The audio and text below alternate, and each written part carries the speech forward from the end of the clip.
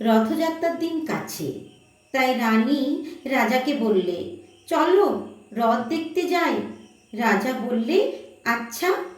ঘোড়াশাল থেকে ঘোড়া বেরোলো, হাতিশাল থেকে হাতি, ময়ূরপঙ্খী যায় সারে সারে, আর বল্লম হাতে সারে সারে সিপাই শান্তি। দাস দাসী দলে দলে পিছে পিছে চলল, কেবল বাকি রইল একজন, রাজবাড়ির ঝাঁটার কাঠি কুড়িয়ে আনা তার কাজ। সর্দার এসে দয়া করে তাকে বললে, ওরে তুই যাবি তো, আয়।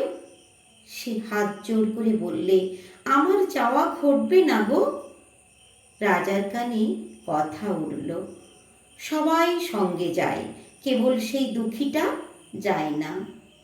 রাজা দয়া করে মন্ত্রীকে বললে, ওকেও ডেকে নিও, রাস্তার ধারে তার বাড়ি।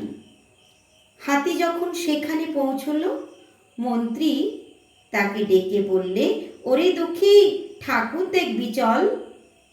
সে হাত জোড় করে বলল, কত চলবো, ঠাকুরের দুয়ার পর্যন্ত পৌঁছই এমন সাধ্য কি আমার আছে? মন্ত্রী বললে, ভয় কি রে তোর, রাজার সঙ্গে চলবি।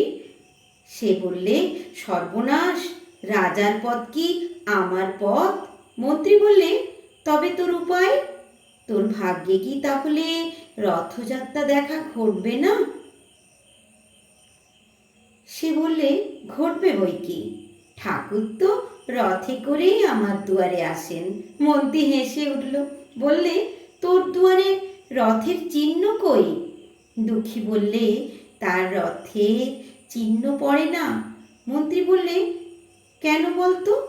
দুঃখী বললে, তিনি যে আসেন পুষ্পক রথে। মন্ত্রী বললেন, কই রে সেই রথ?